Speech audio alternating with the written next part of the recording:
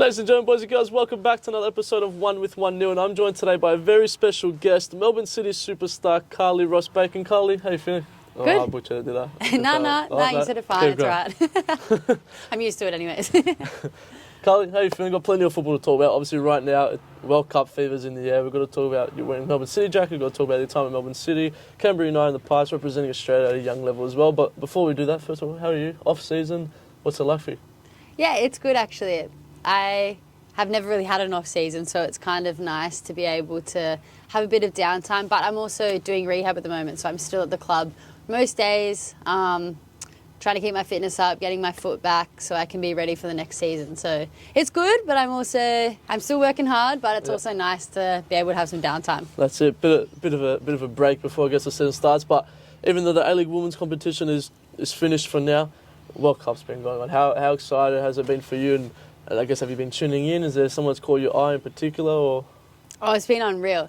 I think I went to the game against Ireland the other day in Sydney, and I was actually just shocked about the atmosphere. I know Aussies turn up, they always do, but to be there and even just outside the stadium, it was insane. The amount of people, all the events that they had, I just thought, this is unbelievable. And I'm pretty sure the average attendees of the games is 27,000, which is insane. Which exactly, here in Melbourne, we keep on sort of bringing up that we should have got more games, we should have got some of the bigger games, but you're seeing now Amy Park, Melbourne Rectangular Stadium, whatever they want to call it, it's capacity is 27,000, but I think now for a semi-final game they could almost get double that or even quadruple that sort of thing. We're seeing the numbers that they're getting in Sydney with the bigger stadium. And the good thing is that they're also sort of football stadiums. So people would say, I can do it at the MCG for a game of football. It's not the best to go and watch. So it's definitely is awesome to see. I was at the Germany-Morocco game the other night, and again, two neutral teams, but the atmosphere there was ridiculous, unbelievable. And everyone sort of starts going for the underdog, so to speak, and so everyone naturally sort of gravitates towards Morocco in that instance, as Germany's obviously the mega house that we know, just sport in general. Yeah. But then obviously go out and sweep them 6-0. But we've got the Matildas coming up before. We're filming this the day before the Nigeria game. Mary Fowler's just gone out with the injury. What are your thoughts and sort of expectations with the Matildas? And you've obviously played with a lot of them and also against a lot of them. What do you know in particular? Maybe the rest might not know about sort of the attitude of the girls within that room, or just sort of the whole feeling around what that sort of club area would be like. I would just say everyone in that team, they're very professional and very adaptable. So when things like this, Sam's out injured for this game, Mary, Ivy, I think everyone focuses on that. But the girls are really good at, okay, that's happened. We need to focus on the game. We need to focus on ourselves. We need to they're very adaptable to situations. And I think that's really important when you're in a major tournament, because you don't know what's going to happen.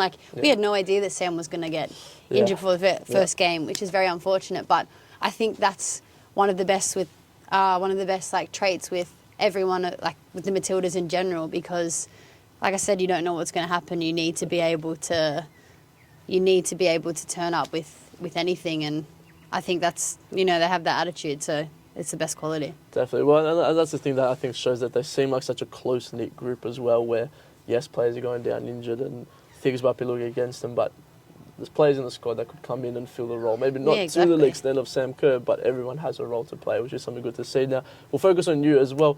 You represented Australia at a young age. What was that experience like? Oh, it was always been my goal since I was little. So to be able to do that and to do it at a World Cup, that's every footballer's dream. Yeah. That's the pinnacle of, a footballer, and to be able to do that, I guess I got a double whammy. So I debuted for the Matildas and it was at a World Cup, and I don't know, it still feels unbelievable to me. It's just everything that I work towards. So I guess a lot of happy tears, I would say.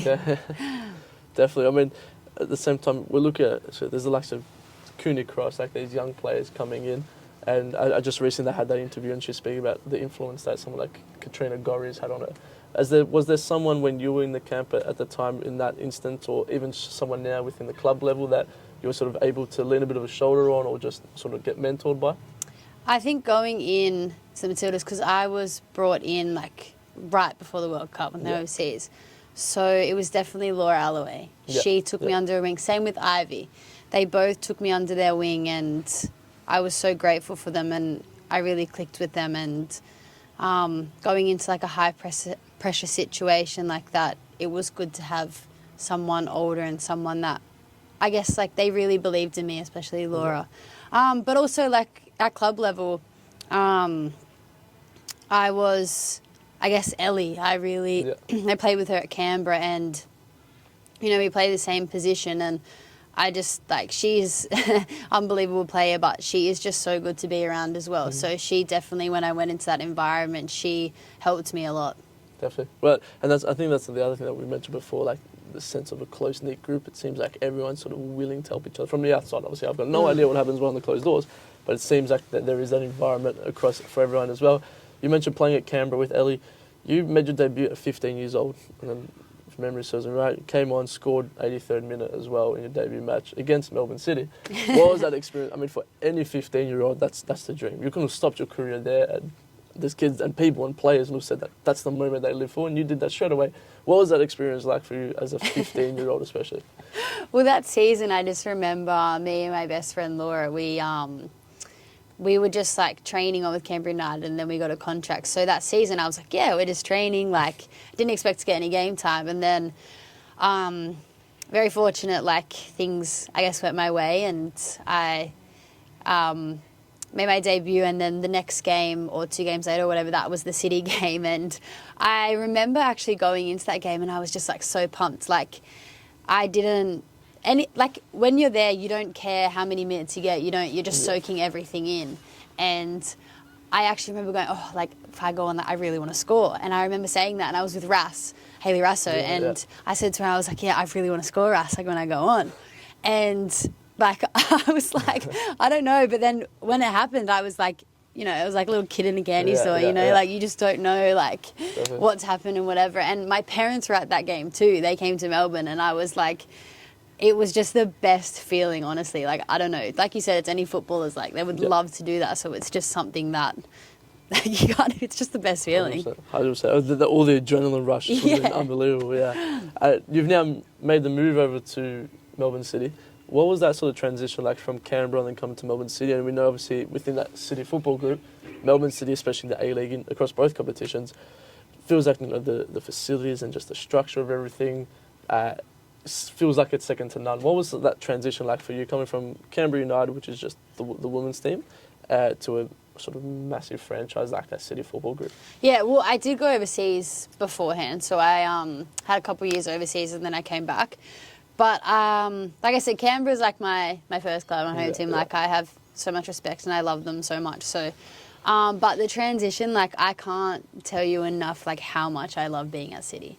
The professionalism, the day in, day out, the coaches, the facilities, like, just the environment. It's more of like a full-time job, I would say. Like, we'd get there at 8, have breakfast. I wouldn't get home till 3 o'clock most days. So I'm there till 8 till 3, and I love that. Like, I love the full-time environment. So I couldn't speak highly of City, to be honest. Definitely. Well, I think everyone sort of speak to also, they're a draw card for a reason, and I think everyone's sort of realising that now as well, with just sort of how big the City group, and they also win championships, which across everything, which is obviously a massive factor as well for that.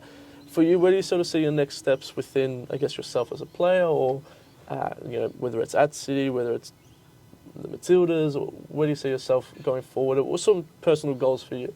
Well, at the moment, like, I've been struggling for the last 2.5 years with a pretty serious injury with my foot. So I guess right now it's honestly getting back to full fitness. That's my main goal. And then being available to play this full season with City.